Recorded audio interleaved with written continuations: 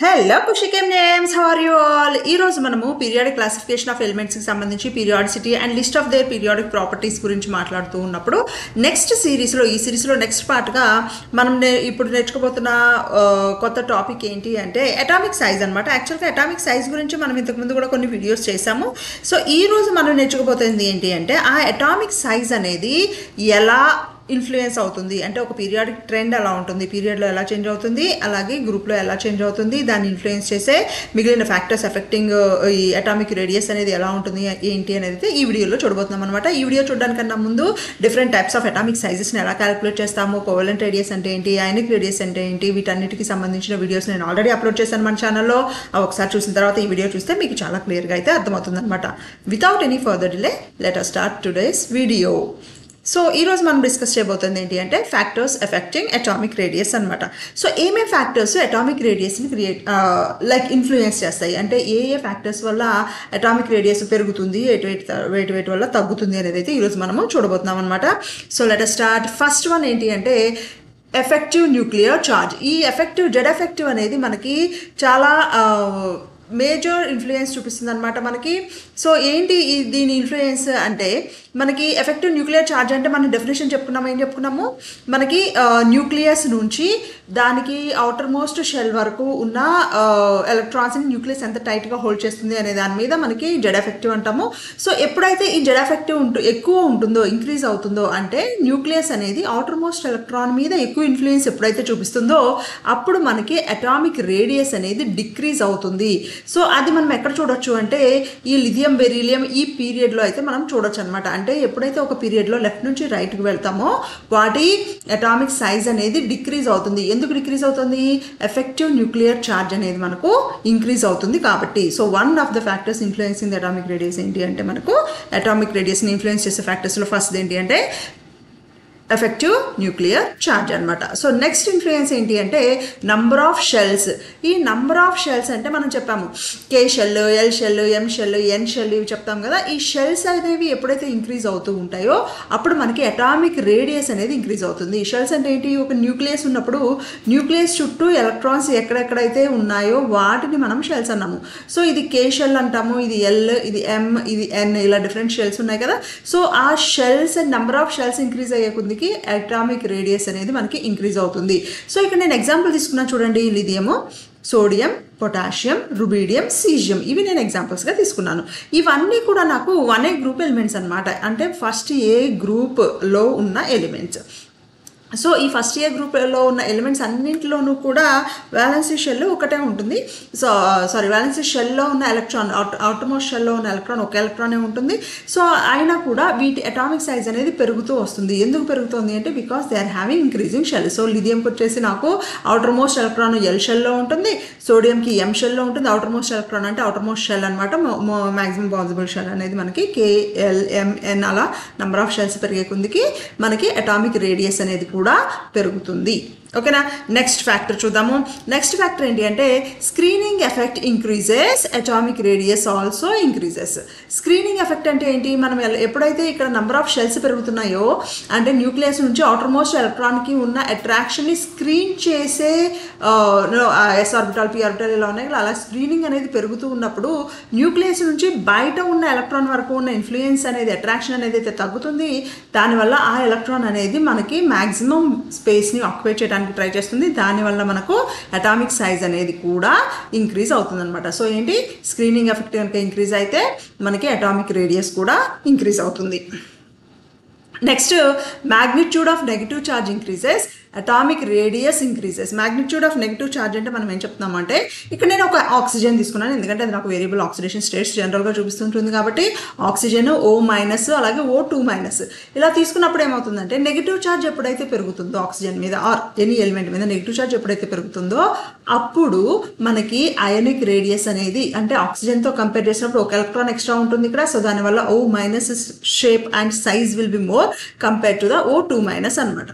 So అలా increase అవుతుంది. So magnitude of negative charge ఎప్పుడైతే ఇంక్రీజ్ అవుతుందో అప్పుడు అటామిక్ రేడియస్ కూడా మనకి ఇంక్రీజ్ అవుతుంది అనమాట. ఓకేనా, ఇది ఫోర్త్ ఫ్యాక్టర్. నెక్స్ట్ ఫ్యాక్టర్ చూస్తున్నాం చూడండి. So the magnitude of negative charge చూసినప్పుడు మ్యాగ్నిట్యూడ్ ఆఫ్ పాజిటివ్ ఛార్జ్ కూడా చూడాలి కదా. So the magnitude of positive charge increase అయినప్పుడు అటామిక్ రేడియస్ విల్ డిక్రీజ్. ఎప్పుడైతే ఒక ఎలిమెంట్ మీద పాజిటివ్ ఛార్జ్ ఇంక్రీజ్ అవుతుందో అప్పుడు ఆ ఎలిమెంట్ మీద మనకు నెగిటివ్ ఛార్జ్ అనేది అటామిక్ రేడియస్ అనేది మనకి డిక్రీజ్ అవుతూ ఉంటుంది అనమాట. ఇక్కడ చూడండి మ్యాంగనీస్ అంటే వేరియబుల్ ఆక్సిడేషన్ స్టేట్స్ ఉన్నాయి. ఏదో ఒక ఎలిమెంట్ని తీసుకున్న టైంకి అయితే నేను ఇక్కడ ట్రై చేశాను. మ్యాంగనీస్కి నాకు వేరియబుల్ ఆక్సిడేషన్ స్టేట్స్ ఉన్నాయి కాబట్టి నేను ఆ ఎలిమెంట్ని ఎగ్జాంపుల్గా తీసుకున్నాను. సో చూడండి నేను తీసుకున్నాను మ్యాంగనీస్ Mn2+, Mn3+, Mn4+. ఈ 4 ఎలిమెంట్స్లో తీసుకున్నప్పుడు ఇక్కడ నాకు ఎఫెక్టివ్ న్యూక్లియర్ ఛార్జ్ అనేది, మళ్ళీ ఇక్కడ కూడా ఎఫెక్టివ్ న్యూక్లియర్ ఛార్జ్ గురించి చెప్పుకోవాల్సి ఉంటుంది. సో ఎప్పుడైతే పాజిటివ్ ఛార్జ్ ఎక్కువ ఉంటుందో అప్పుడు మనకి అటామిక్ రేడియస్ డిక్రీజ్ అవుతుంది. ఎందుకంటే Mn4+లో దాంట్లో ఉండాల్సిన ఎలక్ట్రాన్స్ కంటే 4 ఎలక్ట్రాన్స్ తక్కువ ఉన్నాయి. సో బ్యాలెన్సీ ఎలక్ట్రాన్స్ మీద ఎఫెక్టివ్ న్యూక్లియర్ ఛార్జ్ అనేది చాలా ఇంక్రీజ్ అవుతుంది అనమాట. ఓకేనా, సో దానివల్ల Mn4+ అనేది చాలా చాలా స్మాలర్ సైజ్ ఉంటుంది అనమాట. ఓకే, సో నెక్స్ట్ ఫ్యాక్టర్ ఏముంటుంది అంటే బాండ్ ఆర్డర్. ఇది చాలా ఇంపార్టెంట్. ఈ బాండ్ ఆర్డర్ అంటే ఏంటి అంటే number of wands between the atoms. A atoms మధ్య మనం బాండ్ లెంత్ అయితే మెజర్ చేస్తున్నామో దాన్ని బాండ్ ఆర్డర్ అంటాం అనమాట. అంటే నెంబర్ ఆఫ్ బాండ్స్ ఉంటాయి కదా. ఇప్పుడు ఫర్ ఎగ్జాంపుల్ నేను ఇక్కడ Nn single bond, Nn double bond, Nn triple bond 3 different types of bonds అయితే తీసుకున్నాను అనమాట. సో ఎప్పుడైతే నేను Nn సింగిల్ బాండ్ తీసుకుంటున్నానో, Nn డబుల్ బాండ్ తీసుకున్నానో, Nn ట్రిపుల్ బాండ్ తీసుకున్నానో, ఎప్పుడైతే నంబర్ ఆఫ్ బాండ్ మల్టిప్లిసిటీ పెరిగిందో, బాండ్ ఆర్డర్ ఇంక్రీజ్ అయిందో అప్పుడు బాండ్ లెంత్ అనేది తగ్గుతుంది. సింగిల్ బాండ్ ఉన్నప్పుడు ఎక్కువ బాండ్ లెంత్ ఉంటుంది, డబుల్ బాండ్ ఉన్నప్పుడు తక్కువ బాండ్ లెంత్ ఉంటుంది, అలాగే ట్రిపుల్ బాండ్ ఉన్నప్పుడు ఇంకా తక్కువ బాండ్ లెంత్ ఉంటుంది. సో బాండ్ లెంత్ని బట్టే మనం బాండ్ అటామిక్ సైజును అయితే మెజర్ చేస్తున్నాం కదా. దానివల్ల మనకి అటామిక్ రేడియస్ అనేది బాండ్ ఆర్డర్ పెరిగే కొద్దికి అటామిక్ రేడియస్ అయితే డిక్రీజ్ అవుతుంది అనమాట. ఓకేనా, వెరీ గుడ్. నెక్స్ట్ చూద్దాం చూడండి. మనకి పీరియాడిక్ ట్రెండ్ అంటే పీరియడ్లో ఈ అటామిక్ రేడియస్ అనేది ఎలా చేంజ్ అవుతుంది అనేది ఫస్ట్ చూద్దాము. ఫస్ట్ SnP బ్లాక్ ఎలిమెంట్స్కి అంటే ఇవి సపరేట్గా ఉంటాయి అనమాట. సో ఎలా ఉంటాయి అంటే ఒక అక్రాస్ ద పీరియడ్ అంటే లెఫ్ట్ నుంచి రైట్కి వెళ్ళినప్పుడు మనం ఆల్రెడీ ఇది మాట్లాడుకున్నాము. లెఫ్ట్ నుంచి రైట్కి వెళ్ళినప్పుడు it decreases from left to right in a period as effective nuclear charge increases. Effective nuclear charge అనేది ఇంక్రీజ్ అవ్వడం వల్ల lithium, beryllium, boron, carbon, nitrogen, oxygen, fluorine వరకు కూడా అటామిక్ సైజ్ అనేది కీప్ ఆన్ డిక్రీజింగ్. మరి నియాన్ అనేది జనరల్గా మనం ఇప్పుడు చెప్పినప్పుడైతే నియాన్ అనేది ఇక్కడ ఉండాలి కదా, కానీ ఇక్కడ లేకుండా నియాన్ అనేది ఎక్కడ పెట్టాము, అన్నింటికంటే లార్జెస్ట్ సైజ్ ఉంటుంది అని ఫస్ట్లో పెట్టాము. ఎందుకు పెట్టాము అంటే మనం ఆల్రెడీ డిస్కస్ చేసాము. దీన్ని ఎక్కడ డిస్కస్ చేసాము అంటే వాన్ డెర్ వాల్స్ రేడియస్ దగ్గర మనం దీన్ని డిస్కస్ చేసాము. ఎందుకు ఉంటుంది, నియాన్ అనేది మనము ఏ అదర్ ఎలిమెంట్తోనూ బాండ్ ఫామ్ చేయదు. సో దానివల్ల మనం neon elements or any inert గ్యాసెస్కి సంబంధించిన అటామిక్ రేడియస్ మనం మెజర్ చేయాలి అంటే మనం కేవలం వాటి వాన్ డెర్ వాల్స్ రేడియేషన్ మాత్రమే క్యాలిక్యులేట్ చేయాల్సి ఉంటుంది అనమాట. సో ఎప్పుడైతే మనం van der Waals radiation measure చేస్తామో van der Waals radiation is going to be larger compare to all others. So దానివల్ల ఏ పీరియడ్లో అయినా సరే ఫస్ట్ నుంచి లాస్ట్ వరకు అంటే up to halogens 7th A group elements వరకు మనకైతే అటామిక్ సైజ్ డిక్రీజ్ అయ్యి నెక్స్ట్ 18th గ్రూప్ ఎలిమెంట్స్కి వచ్చేటప్పటికి అటామిక్ సైజ్ అనేది లార్జెస్ట్ ఉంటుంది. సో ఒక పర్టికులర్ పీరియడ్లో అన్నింటికంటే లార్జెస్ట్ ఎలిమెంట్ ఏది ఉంటుంది అంటే ఇనర్ట్ గ్యాస్ ఉంటుంది అనమాట. దాని నెక్స్ట్ లార్జెస్ట్ ఏది ఉంటుంది అంటే 1A గ్రూప్ ఎలిమెంట్ ఉంటుంది అనమాట. ఓకే, నెక్స్ట్ సో మనకి ఇన్ ఎ గ్రూప్ ఇదే పీరియడ్లో అయితే ఎలా ఉంది, ఇన్ ఎ గ్రూప్లో ఎలా ఉంటుంది అంటే it increases from top to bottom in a group as the number of shells increases. మనం ఇది నంబర్ ఆఫ్ షెల్స్ ఇంక్రీజ్ అవడం వల్ల సైజ్ పెరుగుతుంది మనం ఆల్రెడీ మాట్లాడుకున్నాము.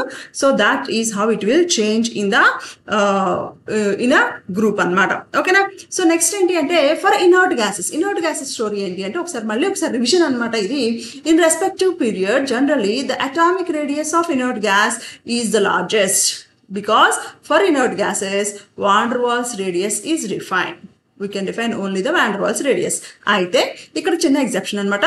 The van der Waals radius of inert gases also increases on moving from top to bottom in a group. ఒక గ్రూప్లో పైనుంచి కిందకు టాప్ టు బాటమ్ గా మనకు మూవ్ అవుతున్నప్పుడు ఇనర్ట్ గ్యాసెస్ సైజ్ కూడా ఇంక్రీజ్ అవుతుంది. యాజ్ యూజువల్గా అన్నింటికి ఎలా ఉంటుందో వీటికి కూడా ఇనర్ట్ గ్యాసెస్ కూడా అలాగే ఉంటుంది అనమాట.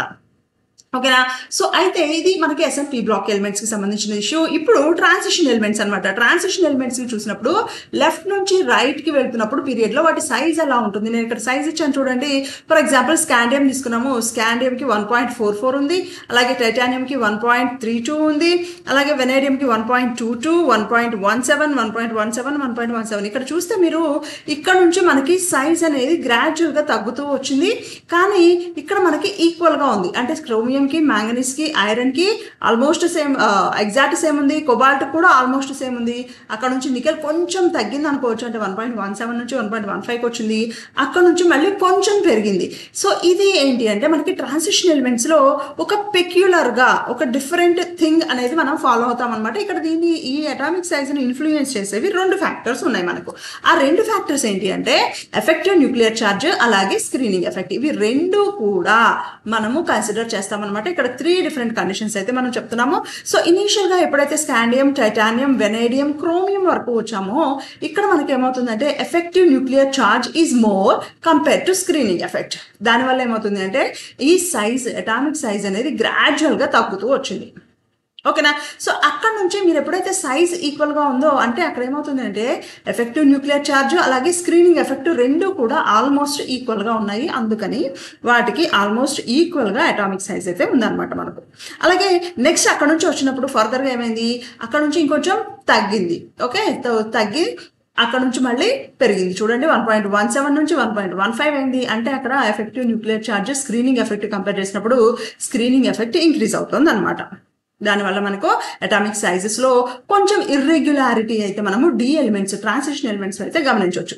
So s elements, s block elements, p block elements గురించి మాట్లాడాము, అలాగే ట్రాన్సిషన్ ఎలిమెంట్స్ గురించి మాట్లాడాము. మరి నెక్స్ట్ ఒక గ్రూప్ లో ఎలా చేంజ్ అవుతుంది అంటే the atomic radius of elements increases on moving down the first transition series. ఈ ట్రాన్సిషన్ సిరీస్ లో పైనుంచి కిందకి వస్తున్నప్పుడు 3D సిరీస్ లో సైజ్ అనేది ఇంక్రీజ్ అవుతుంది. సెకండ్ ట్రాన్సిషన్ సిరీస్ ఈ రెండిట్లో కూడా సైజ్ అనేది ఇంక్రీజ్ అవుతుంది. This is due to the increase in number of shells with increase in atomic number. ఈ 2 జరగడానికి రీజన్ ఏంటి అంటే మనకి నంబర్ ఆఫ్ షెల్స్ పెరుగుతున్నాయి. 3D నుంచి 4Dకి నంబర్ ఆఫ్ షెల్స్ పెరుగుతున్నాయి కాబట్టి పెరుగుతుంది అనమాట. నెక్స్ట్ ఏంటి అంటే the atomic radii of second, 4D and third 5D transition series లో ఎలా ఉంటుంది అంటే in a group is almost same except for yttrium and లాంచియం.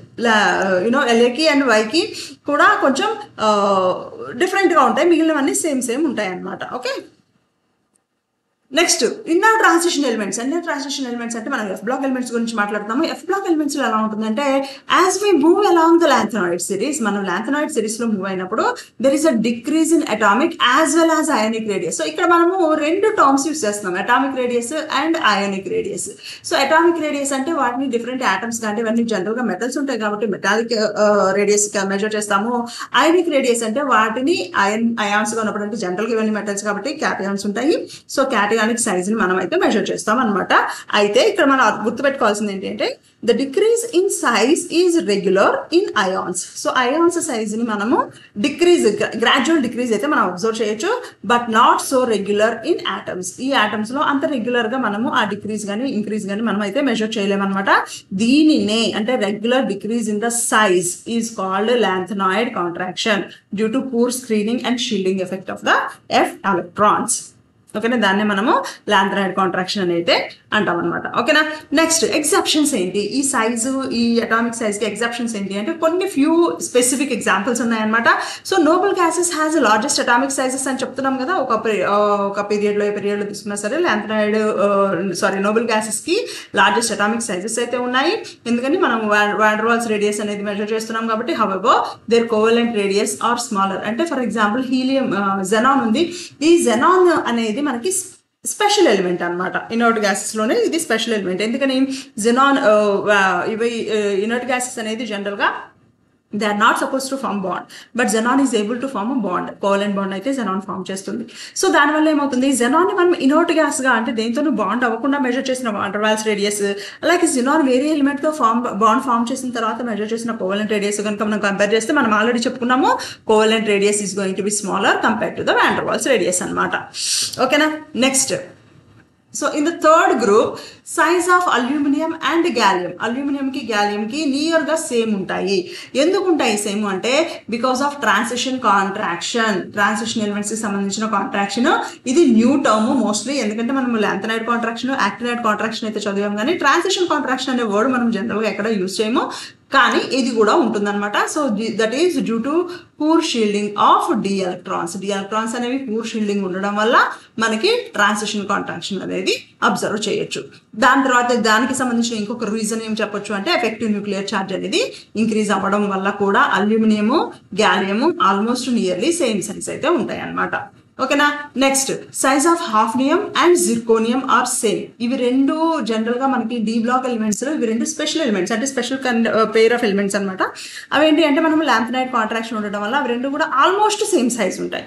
ఓకేనా. సో అది కూడా ఒక ఎగ్జాప్షన్ అనమాట. సో నెక్స్ట్ ఏమవుతుంది, ఇంట్రెస్టింగ్ ఫ్యాక్ట్స్. ఇదైతే చాలా ఇంట్రెస్టింగ్ అనిపించింది నాకు, అందుకని నేను మీకోసం ముందుకు అయితే తీసుకొచ్చాను. ఎస్ బ్లాక్ ఎలిమెంట్స్ అంటే నేను ఇక్కడ list of s block elements ఇస్తున్నాను చూడండి. 1A గ్రూప్ ఎలిమెంట్స్ అలాగే 2A గ్రూప్ ఎలిమెంట్స్, వీటికి సంబంధించిన ట్రెండ్ ఎలా ఉంటుంది అనేది మనం కనుక చూస్తే, first lithium and beryllium compare చేసినప్పుడు లిథియం అనేది చాలా లార్జెస్ట్ సైజ్ ఉంటుంది, బెరీలియం అనేది స్మాల్ సైజ్ ఉంటుంది. సో బెరీలియంతో కంపేర్ చేసినప్పుడు లిథియం లార్జ్ సైజ్, లిథియంతో కంపేర్ చేసినప్పుడు మెగ్నీషియం లార్జ్ సైజ్ ఉంటుంది, మెగ్నీషియంతో కంపేర్ చేసినప్పుడు సోడియం లార్జ్ సైజ్. సో మనకి ఇది ఒక జిగ్జాగ్ ప్యాటర్న్లో వెళ్తున్నట్టు అనిపిస్తుంది, కానీ ఇక్కడ నుంచి అవుతుందంటే ట్రెండ్ మారుతుంది అనమాట. సోడియంతో కంపేర్ చేసినప్పుడు కాల్షియం లార్జ్ సైజు, కాల్షియంతో కంపేర్ చేసినప్పుడు స్ట్రాన్షియము, స్ట్రాన్షియంతో కంపేర్ చేసినప్పుడు బేరియము, బేరియంతో కంపేర్ చేసినప్పుడు పొటాషియం లార్జ్ సైజ్. ఎందుకంటే ఇక్కడ మనకు డి ఆర్బిటాల్స్ అనేవి వస్తాయన్నమాట. సో అక్కడ నుంచి రుబీడియము, అక్కడ నుంచి సీజియము, ఇలా మనకు atomic size of the s block elements అనేది మనం చెప్తామన్నమాట. సో ఇది వాటి ట్రెండ్. ఓకేనా. సో ఇప్పటి వరకు మీరు వీడియో చూసారు అంటే మీరు ఎంతో కొంత కెమిస్ట్రీ అయితే నేర్చుకున్నారని నేను అనుకుంటున్నాను. ఈ వీడియో కనుక మీకు నచ్చితే తప్పకుండా లైక్ చేయండి. అలాగే ఈ వీడియో ఎవరైతే కెమిస్ట్రీ ఆస్పిరెంట్స్ ఉన్నారో, చదువుకోవాలనుకుంటున్నారో వాళ్ళందరికీ ఈ వీడియోని షేర్ చేయండి. ఫస్ట్ టైం కనుక మన ఛానల్ని చూస్తుంటే తప్పకుండా సబ్స్క్రైబ్ చేయండి. And don't forget to hit the bell icon for further information on all the interesting chemistry lessons. అలాగే మీకు కెమిస్ట్రీ ఏదైనా పర్టికులర్ డౌట్స్ ఉంటే దాని వీడియో రూపంలో నాకు కామెంట్ రూపంలో నాకు తెలియజేస్తారంటే నేను దాని గురించి ఒక వీడియో చేసి మీకోసం అయితే అప్లోడ్ చేస్తాను. See you with another video.